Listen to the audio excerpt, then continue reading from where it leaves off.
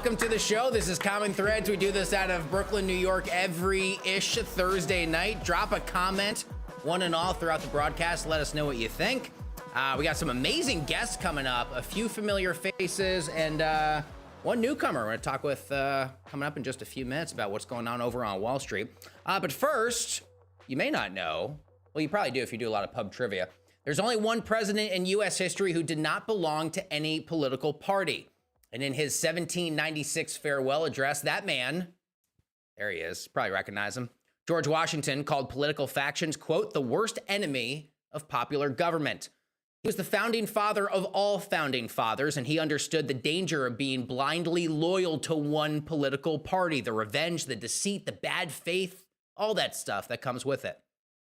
229 years later, through the Whigs, the Federalists, the know-nothings, to today's Democrats and Republicans, you could also argue are also kind of know-nothings, we've strayed impossibly far from the vision laid out by the big man himself, because politics today is simply a binary choice, blood sport, a winner-take-all hate fest of finger-pointing.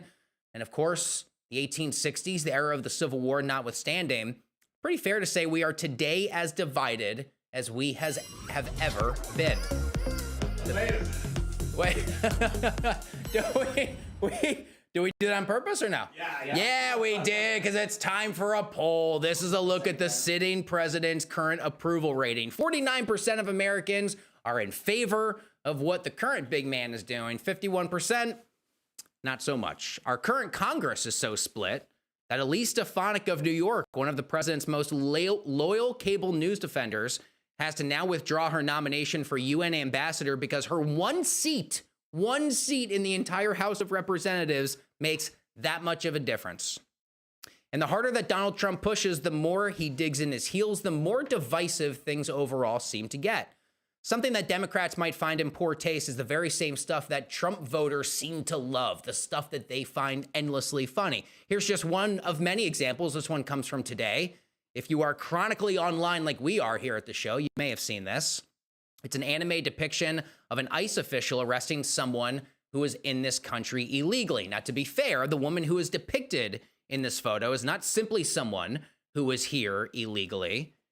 She is someone who was convicted in real life of fentanyl trafficking, but the replies clearly show the 50-50 split that reflects our electorate.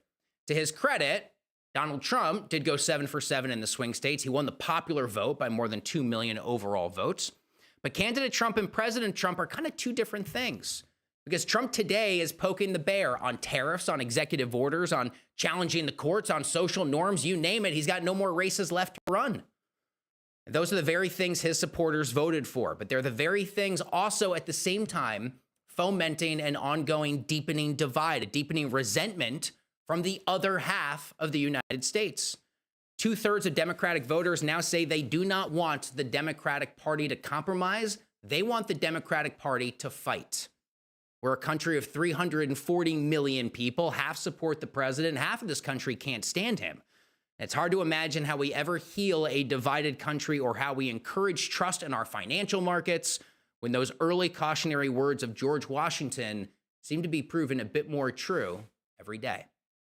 Let's talk about the market, shall we? Let's bring in Lou Basenese. He's the founder of The Big Skinny and host of The Big Skinny Live. Good friend of ours here at the show. Lou, I appreciate you being here. It's kind of an awkward segue. I did my best to go from our historical monologue to talk financial markets, but really grateful for your time. Look, they're intertwined, and like it's good to be on the other side. I was just over there a couple hours ago. So, dude, you're not kidding. Does this set looks familiar? Fans who watch your show undoubtedly know where we are. Yeah, man. Well, don't let the secret out. It's going to be the up and coming spot, man. No one knows yet, but they will. They'll know about it. Yes. Here we go, brother. I had this hyped up and ready to go. So I do Dude, actually have a legit That's like question. someone leaving behind an earring or something. I don't know. Just don't let that out. And it's here in studio. Actually, can you answer me? Well, who is this? What's the deal here? He's the big guy trying to get skinny. He just kind of became our token, our mascot, and we don't know why, but we're just running with it. So we got some swag coming out with him embroidered on the chest. So I love it. The first time I saw it in the studio, I was like, what is the deal with this dude? It is absolutely awesome. Okay, so let's talk the markets here. So as of close yesterday and then again today, the S&P 500 back below the 200-day moving average. Lou, what are you seeing? What are you making of these markets? Hopefully we've got a new support level around 55, 55.20, but look, we've had some challenges. Look, I'm a fundamentals first, technicals second, so not reclaiming and holding the 200-day moving average, not a big deal to me. What I pay attention to really is what's going on with the earnings picture, because that's ultimately what drives share prices. And candidly, I mean, if we even look at just the tech sector alone, earnings keep going up, forward expectations. It's just the prices that are coming down. So it was a reset, right? Everyone needed an excuse to sell down the overvalued major tech names, and we got it in the form of tariffs, right? It became the scapegoat. This is what's going to collapse the world, even though if we imputed what the impact would be, we'd realize it's really not that big of a drag on the economy.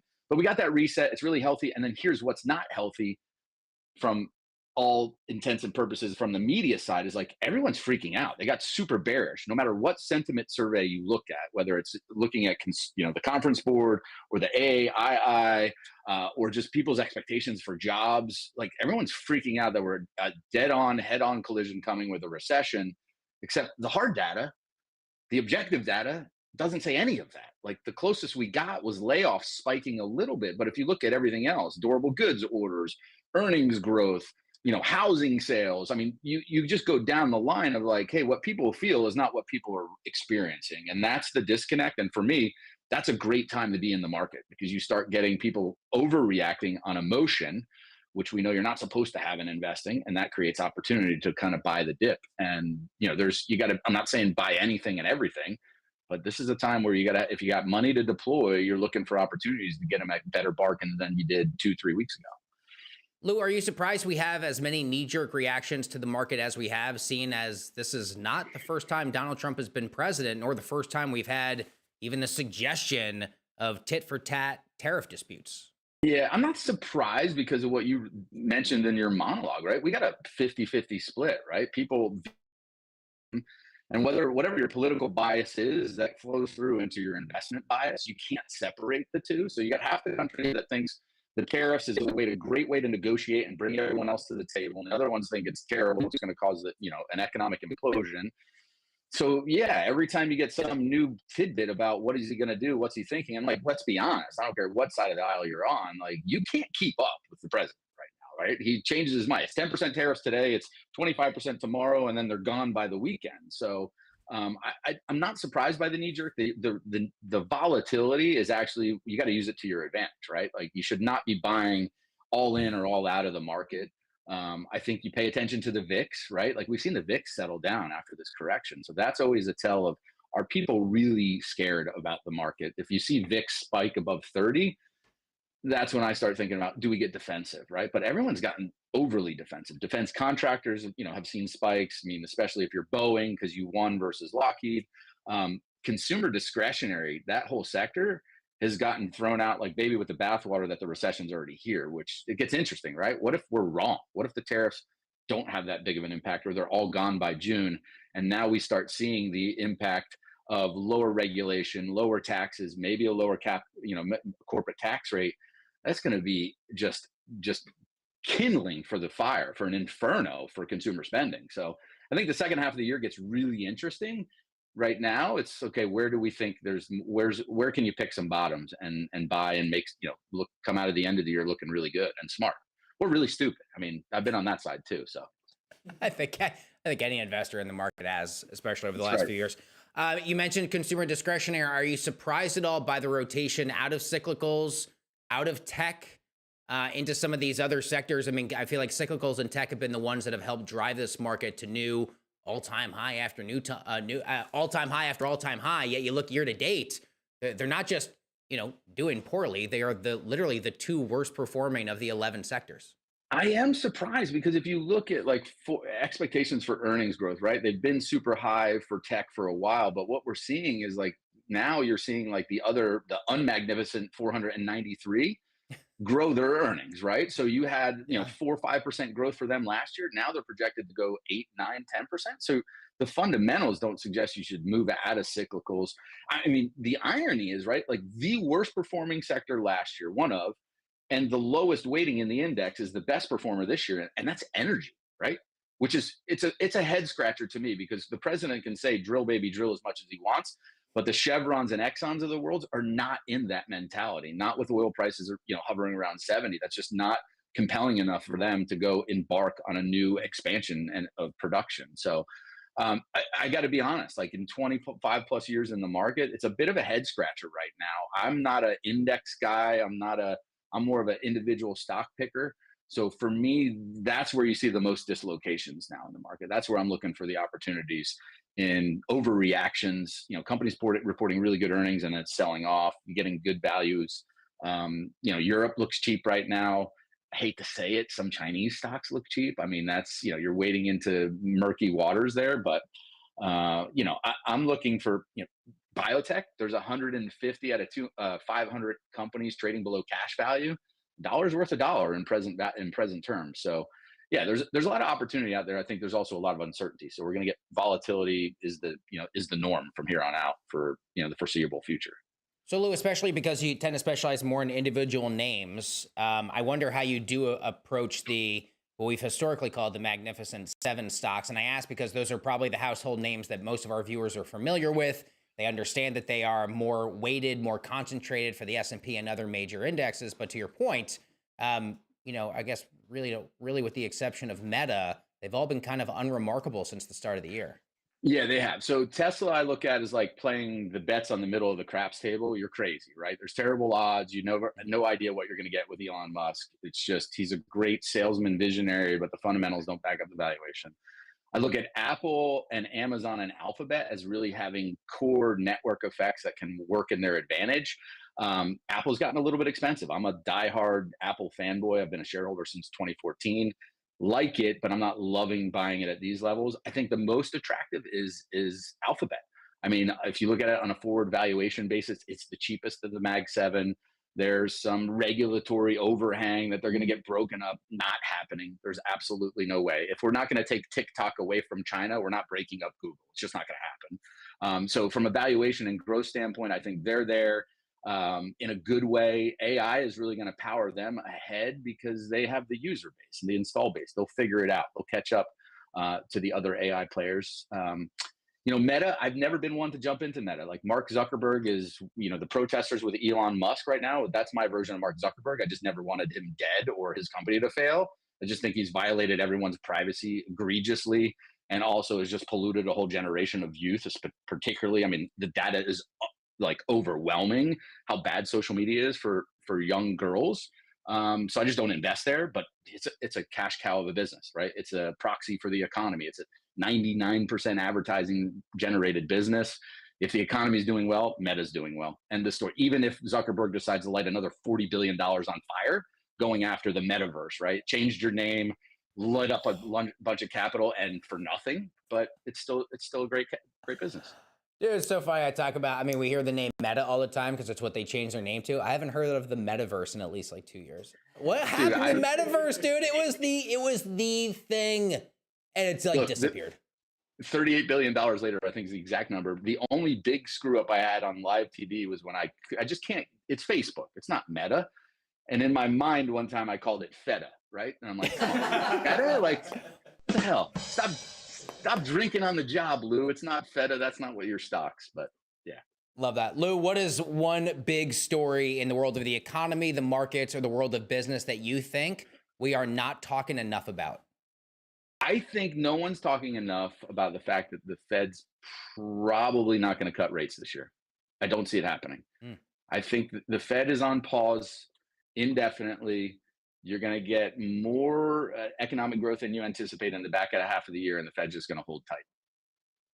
And obviously, despite those forecasts, because Powell didn't really update the forecast when we heard from a week or two ago. He still said two cuts of 25 basis points. 25 basis. Yeah, 2 cuts of 25 basis points. Look, you're seeing some Fed presidents saying maybe there's one. I mean, we had this go back at the beginning of last year, people thought we were going to get 6 cuts last year, right? Not happening, didn't happen. The data, if the Fed's truly data dependent, it's not there. Inflation's still upticking a little bit. It's a little sticky. Tariffs are going to have a little bit of uptick on the inflation side in the first half of the year, but on the back half of the year, you get a situation where if everything President Trump is promising and cadencing towards happens, you cut rates, you're now going to accelerate the economy too fast, overheat, and you're going to be looking to raise rates again. So I think the equilibrium is maybe 1 cut. Again, I'm a contrarian. I was pretty contrarian all through last year and was almost exactly right. I said we would get, we wouldn't get a cut until December. It was a little bit before that. But, again, all things equal, I think this economy is a lot more resilient than people anticipate. Look at all of the money that is now being invested, right? Like some of it's headlines. Apple's going to do $500 billion. Well, they were doing $400 billion before that. They just added $100 billion to it. But that's going to add to the growth in the U.S. economy. Hyundai for $20 billion.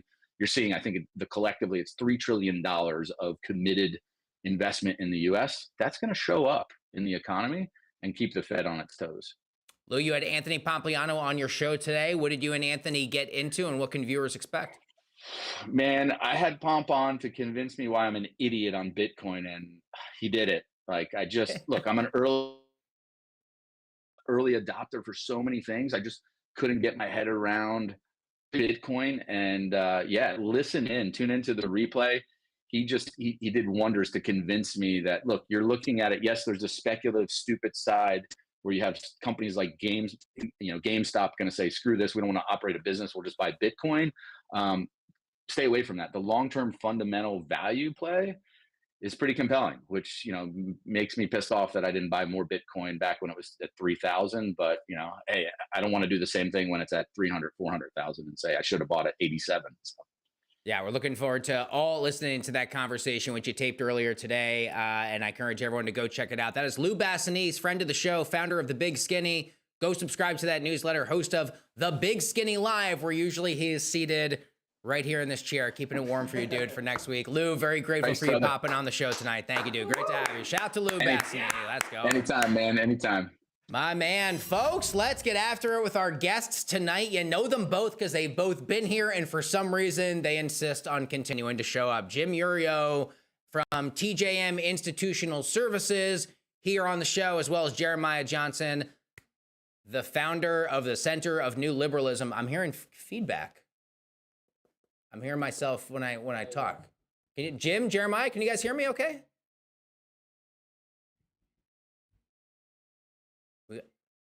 We got a little, we're like kicking. Okay. Wow. Oh, I think we're good. Much better. We're good. Oh, damn. I think we solved it.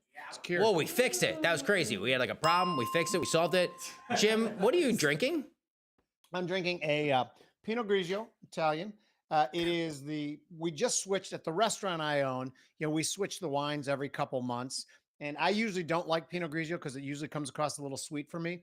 This one, though, I tried it for the first time a couple days ago when we got it in. Love it. It's called Alicia Pinot Grigio. I'm sure it's probably not that expensive because it's our house wine at my restaurant. But again, I didn't buy it. I just grabbed it from the restaurant.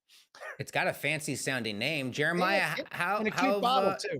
Yeah. Oh, there we go. Nice bottle. Jeremiah, I don't know if you have any thoughts particularly on Pinot Grigio, but more how have things been? Things are good, man. I have not ever been a wine drinker. I am drinking something very self-indulgent, the Jeremiah Johnson Brewing Company right here, which is a brewing company out of Montana. I paid somebody to like fly me back a case from Montana to New York because I have that size ego, but you know, that's what we're dealing with. That's awesome. Wait, that is so cool. I got many questions about that, but we got to move on with the show. But that's absolutely cool because I've never met anyone who's just casually like, hey, I could just like drink my own beer. It's got my name on it. That's awesome. Jim, Jeremiah, welcome back to the show. Let's get into it here, gentlemen. The first topic, the fuck, we're not going to talk about this one for good or for bad. The so-called signal scandals, signal gates, choose what you want. God, this is a wild one. Jeffrey Goldberg of The Atlantic was mistakenly added to a Signal group chat that featured Vice President J.D. Vance, Defense Secretary Pete Hegseth, National Security Advisor Mike Waltz, among others. In the chat, Vance was not on board with strikes with Yemen, somewhat going against the grade maybe of the president. Regardless, the fact is, this happened. A reporter was put on it. Jeremiah, I'm going to start with you. Is this as big a deal as people seem to think it is, or is there any argument to say, not that big a deal, it's maybe a little overblown? I think it's a pretty big deal, and that's underselling it. I think this is one of the largest national security scandals we've had in several generations, and it keeps getting worse somehow. You know, it started with the whole, like, we did a little whoopsie. We had, you know, we accidentally added a major journalist to our group chat, you know, where we are live gaming the war plans for a strike on the Houthis, which, look, you know, the Houthis are terrorists. I don't have any problem in principle with a strike on the Houthis. But the level of carelessness shown there would get you fired in any rational administration. It would get you fired if you were not friends with President Trump, if you were not a high-level cabinet official, if you know people in the military, if you know people in defense contracting. All of them are just aghast at this. Like, I've had almost a dozen people at this point reach out to me and say, like, I would have been fired for doing something like this. My ass would be on the ground. I'm, you know, maybe it's because I'm not the Secretary of Defense, but it starts with that. It starts with, you know, Michael Waltz mistakenly adding a journalist. And then you get into the fact that Signal is not allowed to be downloaded on government phones. So they were using their private phones to discuss this. And Signal has pretty good encryption. Signal is a good app. But, you know, the machines themselves, private phones are not secure from state level threats. When you're talking about Russian cyber hackers or Chinese state security, you know, your individual iPhone is not secure from them. You know, state level actors can get that. And that's why we have protocols. That's why we have specific government machines, specific rooms that you are supposed to sit in order to receive and have classified discussions. And we know they weren't sitting in those rooms. They were just walking around the world. We know one of them, I believe Tulsi Gabbard was actually in Russia at the time that these conversations were taking place on fucking Russian Wi-Fi, you know, and it's flabbergasting. And, Tulsi Gabbard perjured herself in front of Congress, saying that there was no classified information because, of course, the next day it comes out that they were discussing the specific timing and weaponry and methodology of the strikes. And then the latest thing that's come out, which it keeps getting worse. I feel bad for anybody who has to try to defend this because tomorrow there will be something new. The thing today was that apparently Der Spiegel got interested in, these private accounts that they're using.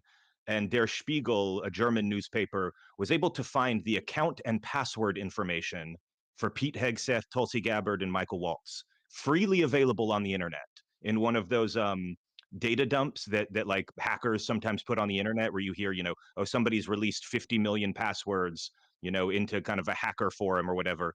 Tulsi Gabbard's password can now be found on like Reddit. Like I had to use two-factor authentication to buy a smoothie today, and that was more secure than the director of national intelligence. It's an absurd situation that we're in. To be fair, I'm sure it was an incredible smoothie because to use two-factor authentication, like I hope the smoothie really hit. It was good. Good. That's what I was hoping you'd say. Jim, I want to get your thoughts. Jim, I don't know if you're in the camp of defending this, but I also wonder from you, Jim. What do you think? Do you think I'm going to defend it? No, I suspect not. But I haven't actually seen any tweets from you about this, so I don't know your exact take. But Jim, also more direct, I'm curious your thoughts because people have been. I got several questions today at work about this. So being one of the few journalists on the floor, what are you supposed to? Jim? What would you do in the situation if you were the journalist who was in this group chat? That's what I was about to start with. I would immediately start chiming in with who I thought we should bomb and where. This is Jim Iuorio from The Atlantic. I think we should bomb the shit out of those Houthis. Yes. So, Jeremiah, by the way, your takedown of it was brilliant and good. There's a couple points I'll point it, but I am not going to stand up and defend this at all because it is absurdly irresponsible. But my question to you real quick, Jeremiah, and I don't know what your answer is going to be, which is a bad debate tactic to ask a question that you don't know what the answer is. Let's say you are someone who is the decision maker. Are you saying conclusively that Pete Hegseth should be fired tomorrow, the Secretary of Defense?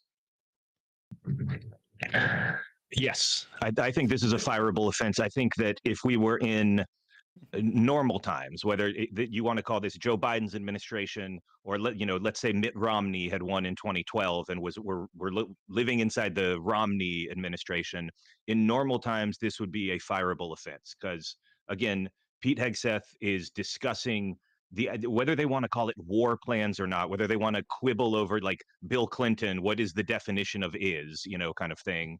Like, so here's whatever they want to call it. They were detailing classified information that could have ruined a military operation. If I'm China, thank God this wasn't something we were doing relating to China or Russia. This is going to be my point. At least the Houthis have no ability to like get back at this. But if they've done it once, they've done it twice. This is not the only conversation they're having on Signal. And I'm glad this should be a fireable offense. Yeah, this could have killed. It's a new administration. They're cutting this teeth on this shit, and I am not about to defend it. I will poke holes in a couple things that you said. Okay, first of all, it wasn't the Chinese; it was the Houthis. Do you guys ever remember the movie Billy Jack from the 70s? Because you guys don't, because you're all about 20 years younger than me. But there's a scene in it where they're kind of giving this American Indian a hard time, and they're bullying him. And finally, the first thing he really says is that what's about to happen is I'm going to take this foot. He's a martial arts expert, and I'm going to hit it to that side of your face, and there's not a goddamn thing you can do about it. It's a very dramatic part of the scene. What I'm saying is that the Houthis, in some way, who gives a shit? To your point, if they've done it here, they may have done it before. But here's the part that bugs the crap out of me. Is that you said it was the biggest security breach ever. There's some people who would argue that Hillary Clinton, marking the emails, having a lot of classified emails, unclassified unintentionally. The extrication from Afghanistan that went horribly south. Things went badly. Okay, we on the right, which apparently I am, I did not put myself on the right. We on the right have been saying that government's incompetent as hell for forever, and we should shrink government. We said when we left Afghanistan, government's incompetent. When Hillary Clinton had the emails, government's incompetent. This is happening. We're all pointing to them and saying government's incompetent, and people all on the left are saying, yes, and everyone should be fired. Well, where the hell were you before? Not you, Jeremiah, specifically. Where the hell were you before? I think at the end of the day, I don't think there's one person out there who's a MAGA kook who's saying this is ridiculous. We should have never voted for Donald Trump. I don't think there's any person out there who's a lefty Kamala pink hat wearing person who's saying this is terrible. We should fire all these people who wouldn't have said that a week ago, correct? Was it the pink hats? I don't know. Yeah, no. You're right. I forgot about the pink hats. Yes, that's all. So is it a big deal? I disagree with you on the firing everybody part. I'm glad it came to light. These are new people in new positions. We've already said on the right, I guess, that we think government's incompetent. So it's not that big a deal that it happens. To your point, it's not the Chinese. It is the Houthis. And we're going to take this foot and put it to that side of your face. And by the way, I can't win this debate point because you are right, Jeremiah. But I'll just say I'm not as far as you are on it. Anyone? I just want to see if Jeremiah wanted to pop in. If not, I'm happy to take it. Okay, so I mean, it's just like you said, we're kind of arguing over something we can't prove, but I would not want to be on the side of this is not, I would not want to be on the side of downplaying the seriousness of this, because by tomorrow something else will have happened. Tulsi Gabbard, less than 2 months into her tenure, has already perjured herself in front of Congress. I guess nobody cares about that. Are you saying that the Trump everyone administration doesn't hold its officials to that kind of standard?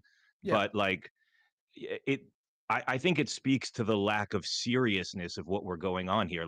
One of the biggest criticisms I have of the Trump administration is just we don't have serious people, and this sounds hysterical to say, but Pete Hegseth has no experience in the kind of military administration that you need to be Secretary of Defense. He was in the military, that's great, but he's never been, a general. He's never run CENTCOM. He's never been involved in high-level operations like this. And I think you see this is the fruit, of that tree that we planted. Now we're seeing let's discuss our bombing plans over unencrypted, unsecured channels. And if we're doing it here, we're doing it for all kinds of things. The one other thing I wanted to point out is that there really may be something criminal here as well. And again, nobody cares. This will not go anywhere because we don't care about crime anymore in the Trump administration. But whoa! In the Trump administration, we don't care about crime. Hold on.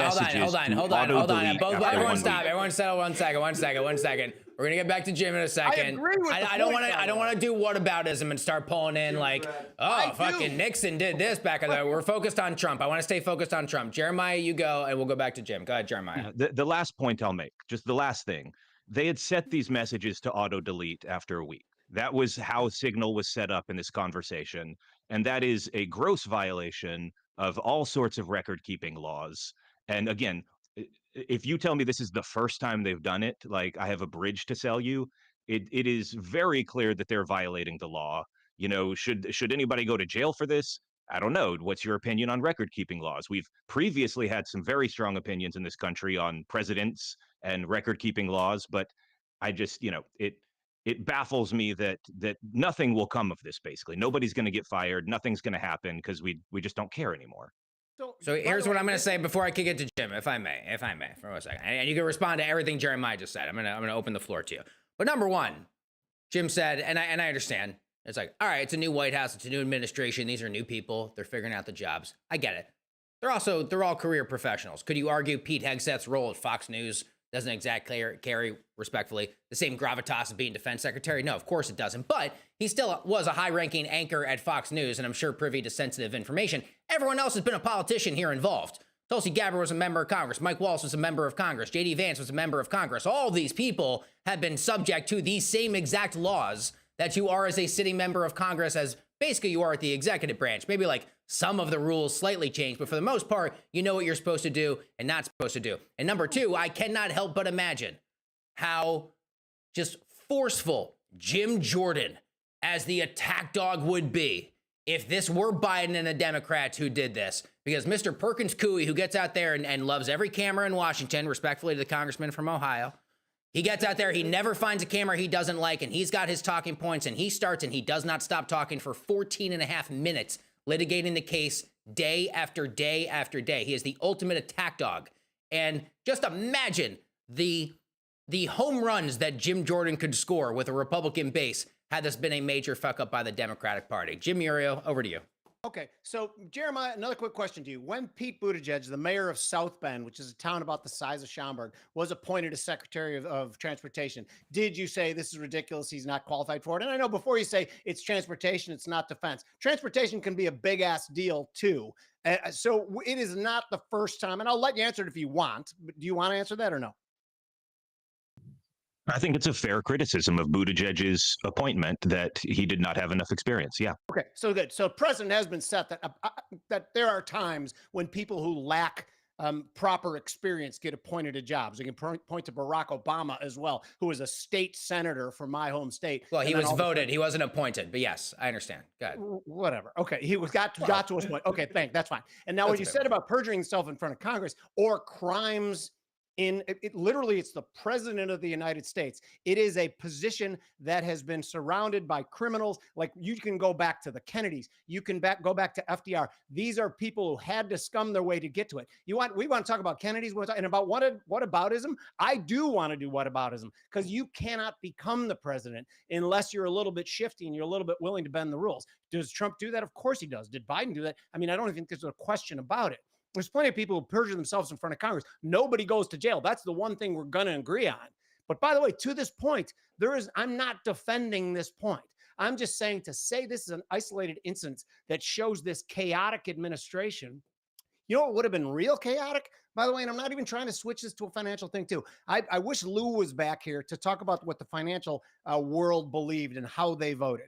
What they believed is that running up $1 trillion of debt every 95 days and pointing us toward a currency crisis or a bond crisis, that's pretty damn chaotic. So yes, like this is, do we approve of Donald Trump? Do we support Donald Trump? I know a ton of people like myself who don't approve of Donald Trump, don't support Donald Trump, and at the same time would vote for him tomorrow if the same choice was put to us. So this is not like you win this debate point. You won it because it's an ironclad lockdown thing for you. There's just some of the things that I think are confounding that someone would say regarding it. Can I pose one final question? I know JD probably wants to move us on, but if the national debt is a concern, and if we're very concerned about the state of the budget, and I think it's a valid concern, the debt is too large, the deficit is terrible. In what world is Trump a serious solution to that? The Republican-controlled Congress is just proposed a budget resolution that includes about $1 trillion in cuts for spending and about $5 trillion in tax cuts. And every serious budget analyst, both on the left and the right, thinks that this is going to absolutely explode the national debt, even worse than it is before. No, and I am one of those people too. There's no question about it. Donald Trump has been a profligate spender, but when you put the two candidates again, it was a binary. They were exploding the debt proudly, bragging about it, and at the same time locking down the corporate sector with excessive regulation that they were proud of too. Will Donald Trump do anything about it? I said at the beginning, deficits are going to explode in 2025, particularly if he cuts taxes before any supply side solutions start to filter into the economy. This was a binary. And that's one of the things that bothers me so much about this whole thing is people like, well, you voted for Donald Trump. You're a big Donald Trump supporter. Hell no, I'm not a big Donald Trump supporter. I voted against a party that was doing the wrong thing. And I have my fingers crossed that the new one will take us down the right path. So far, it's just been words, but words are better than not words. I'd do it again tomorrow. All right, real quick, I'm going to pop in. I have to go, but I really want this answer. If I want to keep this as short as absolutely possible. Jeremiah, you first. Should Jeffrey Goldberg have done anything different? The reporter. I am conflicted. I don't have a coherent thought on that. I think it's a principled decision that he made. He has principles that, as soon as he realized it was real, he told them that he'd emailed their offices and stepped out. I applaud him for sticking to his principles. I don't know if I would have done the same thing. Sure. Jim, how about you? Reporter do anything different? For Jeffrey Goldberg, he has no responsibility to me to do one thing or another. Okay. So I don't care that much. That being said, I think if it was me or any of you two, would have been a little cooler about it. But that's neither here nor there. We did not. Well, we would have looked better doing it if that's what you mean. Come on. All right, Jim, Jeremiah, we are off and rolling. Great start to the show here, fellas. You guys hang out because we got to hear from a word for our sponsors. How's a great start to the show when I get pummeled by a point I can't win? Let's move along. Well, listen, that's what we got another topic coming up for, Jim. You guys hang out. Let's hear from our sponsor, folks. By hear from our sponsor, I mean me reading from our sponsor. If you're serious about investing, you got to know about public.com. You can invest in everything you can think of: stocks, options, bonds, crypto, you name it, they got it. Right now, you can get a locked in 6.5% yield that will not change if the Fed cuts interest rates. Though, to Lou Basenese's point, maybe the Fed doesn't cut interest rates. Do all your investing in one place with AI-powered fundamental data as well as custom analysis. Trade options, earn rebates only on Public. Can you earn rebates on your stock and ETF options contracts based on monthly trading volume, no commissions, and no per contract fees? Public is different from the competition because it gives you all the tools you need to make informed investment decisions with a unique proprietary built-in AI tool. It doesn't just tell you if an asset's moving, it tells you why that asset is moving so you can become a more informed investor. Build your multi-asset portfolio with an account over at Public today. Please, for the love of God, sign up. Go scan that QR code. Thanks to the good folks over at Public. All right, Jim and Jeremiah are coming back in, and I have to check in with Taylor because I don't know what we're doing next. Okay, we're doing the approval rating. All right, here we go. Jeremiah and Jim. So as we said at the top of the show, this is as close to a 50-50 split as you can get without actually being a 50-50 split. The current approval rating from the American people right now, 49% are like, fuck yeah, keep doing what you're doing, big dog, we love you, in the red hats. The other guy's like, for the love of God, can anyone except for Donald Trump be president? And that explains the state of the party. Jim, I'm going to start with you on this. How should Democrats fight Trump in this current era, if at all, given so many voters are saying, we don't want you to compromise. We just want you to dig your heels in and not do anything? I'll say a couple things. So the fact that the approval versus disapproval split 50-50, I don't know that properly measures the vitriol, because I think now that the vitriol and the really crazy aggressiveness on both sides is a little toned down from the first episode. You said this is a time in our country where we're highly divided. Okay, I will go back to 1860, where we all picked up guns and blew each other's heads off, marched across the country to do so. I'll go to the 1960s, where 5 of the most prominent Democratic leaders were all gunned down: Medgar Evers, Martin Luther King, Kennedy brothers, Malcolm X. I mean, there have been times in our country's history where we're a hell of a lot more divided and at each other's throats than we are right now. The Democrats, what they did, what they lost on, which I think was relatively evident. Number 1 on the list was probably immigration. Number 2 on the list was probably inflation. And by the way, inflation was absolutely a policy decision that they told us that they were going to do. And they told us why they were going to do it before it. They had to bail out the federal government. They had to bail out the 5 debtor states and all the different counties around this country and to monetize that debt. Well, guess what? People didn't like money being taken out of their pocket to pay so those people didn't have to revamp their ways. Inflation was a policy decision. People hated it.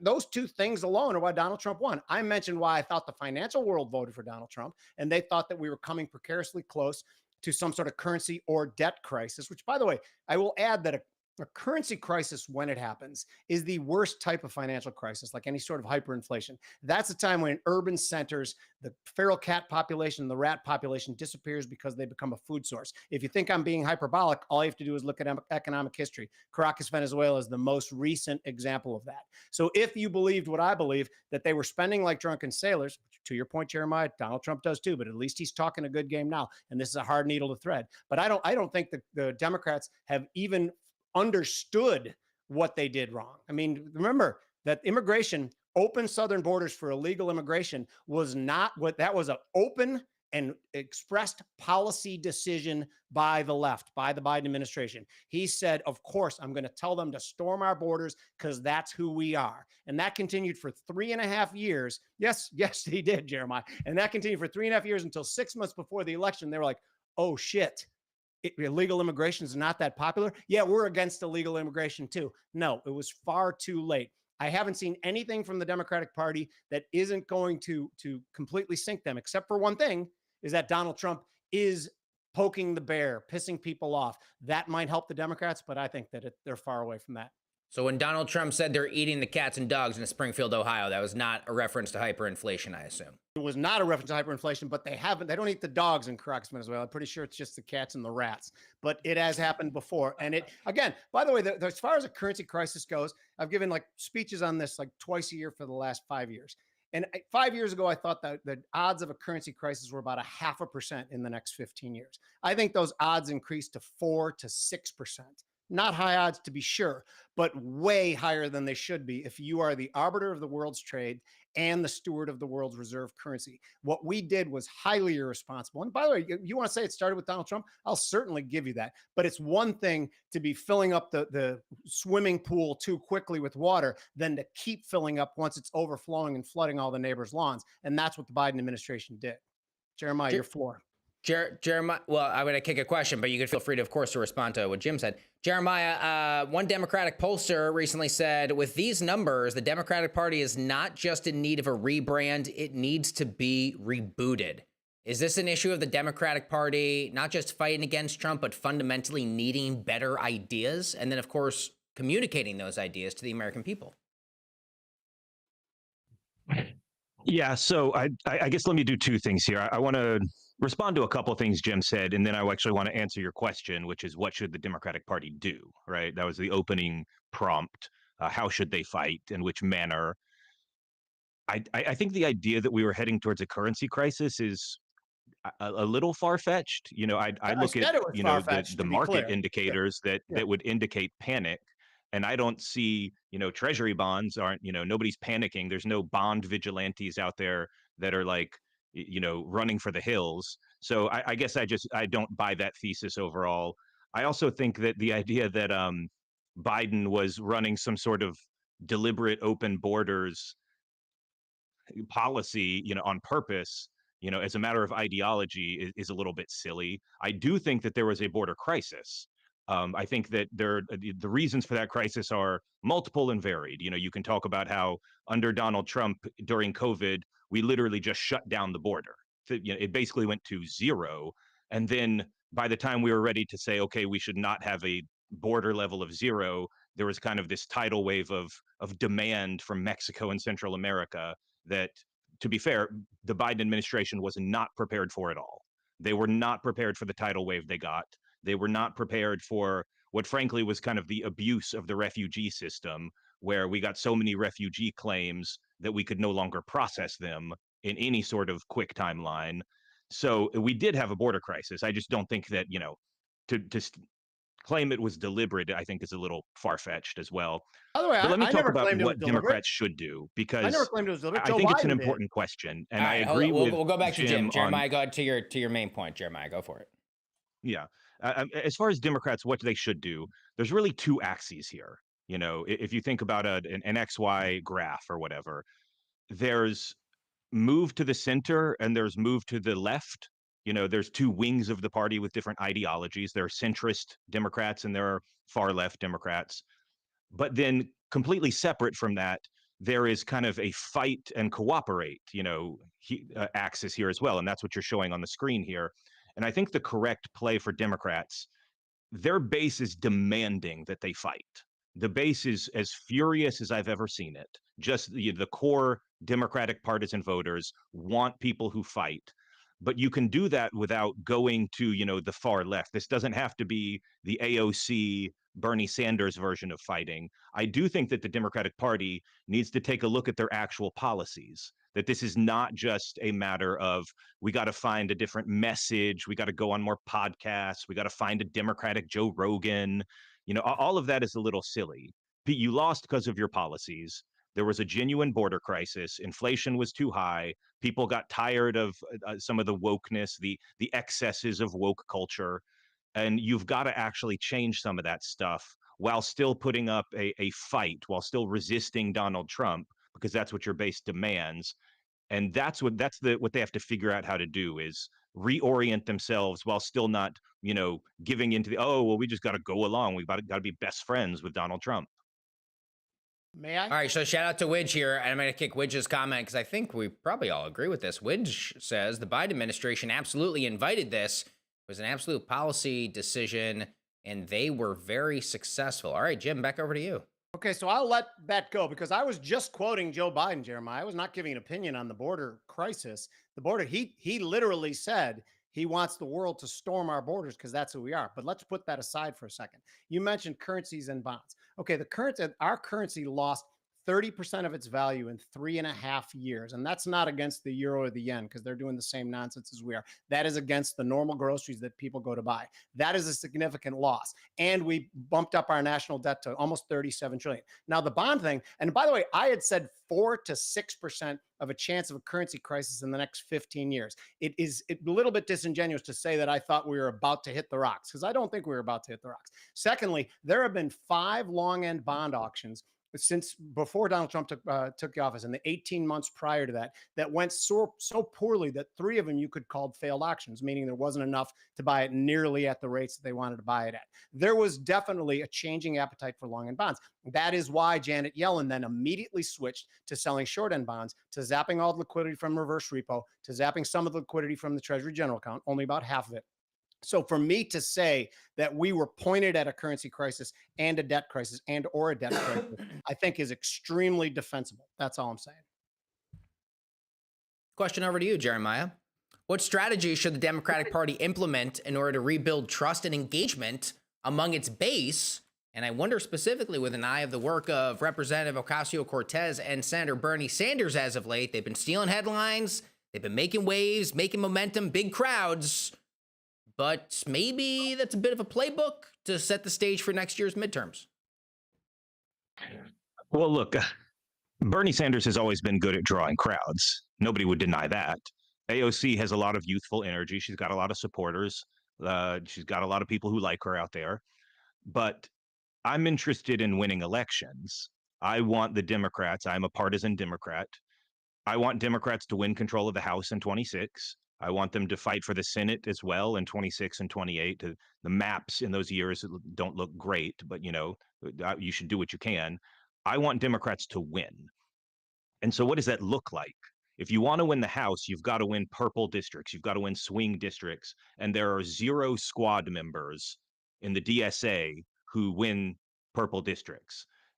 Who does win purple districts, who does outperform their fundamentals by a monstrous amount, is people like the Blue Dogs, people like the Problem Solvers Caucus, the New Democrats. These are the moderate caucuses, the moderate wing of the Democratic Party, and they are the ones going into Trump +5, Trump +6 districts and actually winning those districts. So when you look at what does the Democratic Party need to do to actually seize power, you've got to empower that wing of the party. If you look at the Senate, the map dictates Democrats are not going to win the Senate for the foreseeable future unless we can get Democratic senators in places like Ohio and Florida and Iowa and Montana and Texas. You need a party that accepts and welcomes and promotes the kind of Democrat that can win in Iowa or Montana, because it's not what Bernie Sanders looks like. It's not Elizabeth Warren. It's moderate Democrats who, don't have to suck up to Trump. Like John Tester in Montana was a great senator, I think. He stuck up for the people of Montana. He was not a friend of Trump, but he was a real guy, who was not afraid to give his real thoughts. He did not hew to the Democratic Party line all the time. That's the kind of candidate we need more of. And again, it's John Tester fought Trump. He was loudly anti-Trump, but he was also not going to endorse every single far left position that Bernie Sanders does. And that's fine. I think that's the direction that the Democrats need to go in. We have to think about what are the races we need to win and who are the politicians we need to empower in order to let them win those races. Mm-hmm. Jim, how do we restore optimism for the average American? Well, I don't know if you saw Small Business Optimism, which is a very, very interesting survey, had the biggest 3-month jump in the history of the index. It's like a 35-year history, the biggest 3-month jump after the election on November 5th. That it is Steve Leisman on CNBC, who's a friend of mine and I like him, but he always calls it a highly political index. Well, it's not a political index. If you feel that the person in charge has your back, you expand business. It starts I know it's soft data, but it starts out soft. I think there was a bit of optimism going. I don't think Donald Trump is the right president to restore any sense of unity. I think to me, Donald Trump is more like Churchill versus Chamberlain. I think the people on the right, and by the way, it sounded to me a lot, Jeremiah, and I'm not trying to be rude or insulting. You're saying the Democrats should be less of the Democrats and move more towards the Republican, which, by the way, I don't even think it's a right-left issue anymore, because I think like the trans issue was a big issue in this election. And the left, I don't know why they hold on to that issue like grim death, particularly the sports part of it, because it is a losing issue. And they do it. So I think what happens now, I think what we're going through this big transition period, and I hope that in 3 years, if it's Vivek who's president, who that's kind of my guy. I know Vivek. I think he's a very good guy, and I think he's compassionate and kind. But we need a leader who brings us back with kind words. You can do the same policies that Trump does are fine, as long as he doesn't keep pissing people off all the time. But I think he's the Winston Churchill. I think the people, the rubes in Iowa, who the Democrats seem to have turned their back on, wanted a wartime president to win things back. So I don't think we're going to see any sort of unity in the next 3 years, but I am hoping that we move more towards something after that. What happened to Vivek? That's my question. The talk is, I don't know, but he may have pissed off Trump with something, and now he's going to go be governor of Iowa, whatever. I think he's a sure he did. I'm sure he did. He stepped in it because I think he tweeted something that was actually otherwise pretty reasonable and in good faith, and it just wasn't in the party line. Heard, JD, that he was doing something at Doge, that he actually wanted to take a scientific approach to, like, we need to micromanage this stuff and like really take an actual good approach to Doge. And Elon basically overruled him and was like, I want to cut half the federal workforce. And Vivek said, that's kind of stupid. And then they just kicked him out. So that's kick him out towards the Ohio electorate for them to decide his fate. I'm just realizing it's like nice. They throw the strikeout pitch against Vivek. Can I ask you a quick question about Vivek? Jim, go. We'll end on Vivek, and then we got to get an ad break. Jim, I know I'm not asking if you'd vote for him. I'm clear that you wouldn't. Do you find him as someone who stirs vitriol and is disgusting, and you want to beat him down as much as Trump, the left does? I'm not even saying you do, but do you think he's more of a compassionate, kind, smoother guy? As far as he goes, I mean, I don't know him well enough to say that. The one thing I would disagree with is I don't think it's just Donald Trump's personality that is the problem. Like, I think his policies are quite bad. You know, the Republican Party is planning to gut Medicare in their upcoming budget. They have about $1 trillion that they want to cut from Medicare. I think it's bad that we're abandoning Ukraine under Trump and that we're sucking up to Russia. I think a lot of the actual policies that are happening are indeed quite bad. The kind of the destruction of the federal government, where, you know, like we're not going to have accurate weather forecasts anymore because we've canceled the leases on the NOAA buildings and we fired half their staff. And so, like, I think there are vital U.S. industries that depend on accurate weather information. And maybe that's like a crazy thing to say, but I don't think we should cut that. I think it's quite reasonable. That's the one thing I would say is it's, you know, Trump is offensive, but he also does bad things. And we found common ground at the Wait end a second. of the I still wanted to go after that. I thought we were out of space, but anyway, go on. No, that's fair. That's fair. Hold on. Well, I'm going to hear from you guys in a little bit because we got our fan favorite segment coming up. But first, we got to hear one more word from the sponsor, Jim, Jeremiah. Hang out, folks. Where's my script? If you're serious about it, you think I would know the script by now because I have to do it two times. You thought? Well, it does come from the heart. I also work for Public. I love the folks over at Public. Please sign up for an account over at Public. And you know, yes, because you could watch a show like this and be like, well, this dude's just shilling this thing because they're the sponsor of the show. But legitimately, if you know me, you know I also use Public. My portfolio is at Public, has been at Public for a long time. And yes, I also work for Public separately. But that's, you know. Public. We love it, of course. If you're serious about investing, you should know about public.com. You can invest in stocks, options, bonds, crypto, and get a locked-in 6.5% yield that will not change if the central bank cuts interest rates. Do all your investing in one place with AI-powered fundamental data and custom analysis that doesn't just tell you if an asset's moving, tells you why that asset is moving, so you can become a more informed investor. You can trade options, earn rebates, and only at Public, you can earn rebates on your stock and ETF options contracts based on monthly trading volume, no commissions, no fees per contract. Build your multi-asset portfolio with the good folks over at Public today, public.com/CT to learn more, or scan that QR code that we try and keep up on the screen for at least 60 seconds. All right, Jeremiah, Jim, time to come back in now for our fan favorite segment. Say something. Nice. No, this is the bit. This is what we're fucking here to do, folks. About finding common ground. Yes, we are. Listen, all sons of bitches, we're here to say something nice about each other. All right, everyone settle. I'm gonna start. Wait, who did I start? I think I started the show with Jeremiah.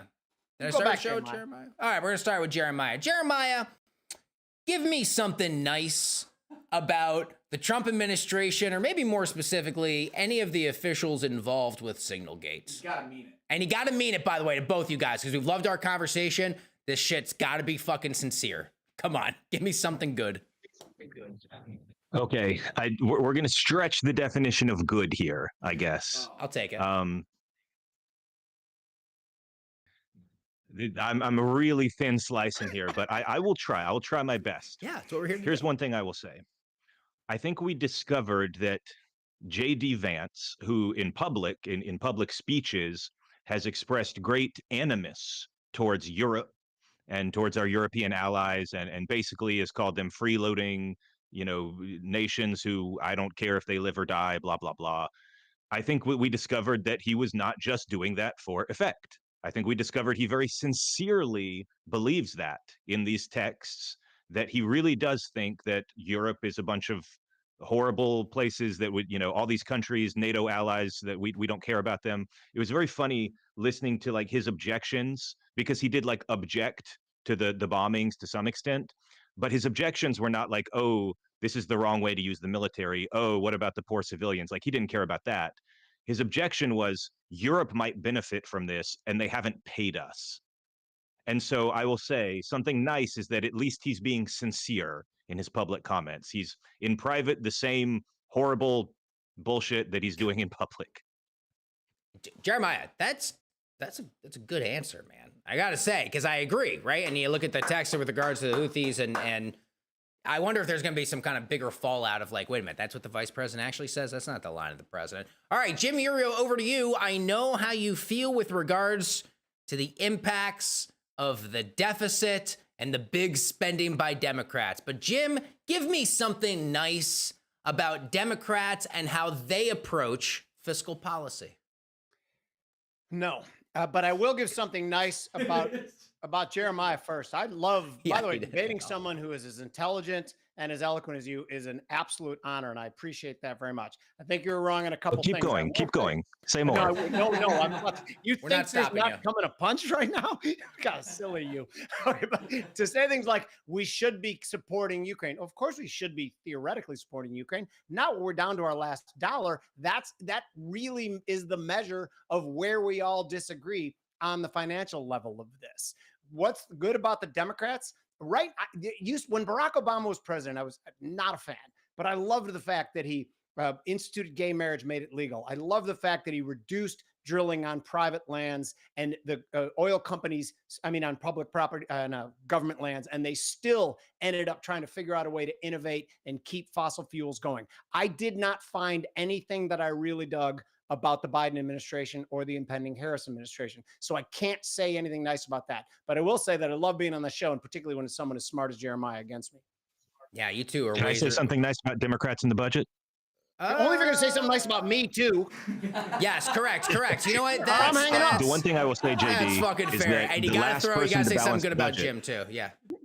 the last person to balance the budget was Bill Clinton, Oh, yeah, that's a great Democratic point. president. That's a great point. And I don't give 100% of the credit to Ronald Reagan for the tax cuts that he put into credit. I give this much credit to Bill Clinton for that as well, Jeremiah. I agree with you. Of course, it's Reagan like 90% of it, but yes. Yeah. This is what it's all about, and I could not agree more. I could not agree more with both of you, because you're both good sports for being here, but especially for Jim for calling out and correctly identifying Jeremiah's intellect and everything he brought to the show. So much so that we just blanked him out. We're like, get the fuck out of here, Jeremiah. Good. Yeah, now I can win the debate. Yeah, one-sided. All right, well, that is all the time for the show, and I'm very grateful to Jeremiah Johnson, founder of the Center for New Liberalism, and Jim Iuorio of TJM Institutional Services, and his glass of Pinot Grigio. Jim, Jeremiah, thank you both for being here.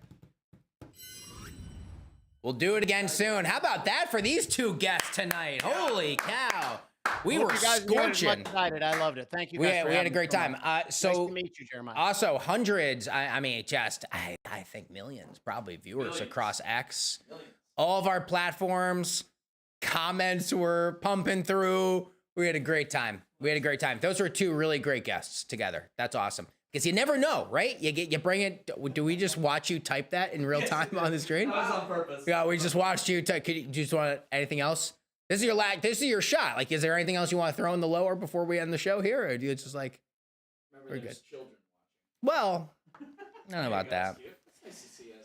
So listen, folks, we're going to take a little bit of a break here for the month of April because we've been going since our first show, September 19th. Did I get that wrong? Yeah, you got it right. Damn, we've been going, including an election night special that never seemed to end because we were on the air for many hours. How many shows would you say we've done up until now?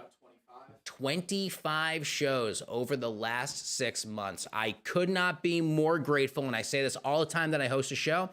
I have the easy part. I stand on the very tip top of a mountain with, usually it's like a little bit of makeup on my face. I don't for this show, but I just stand there. I got the easy part. I just shoot, but I stand on the shoulders of always an incredible ensemble of people that you at home, unfortunately, don't get to see. But things like this never happen without them. And so I love the group of people that I have made this show with from the beginning as we head into this break. Taylor, Dan, Chris, Alexi, that camera that we had going for like just a second, and then we cut the feed. Oh, if we could pull it back. I thought I was there. Nope, that's how we roll, folks. We have an absolute blaster in the show. We're gonna take there we go. Hey. There's Taylor. Dan, give a wave. Japan Dan. The famous Japan Dan.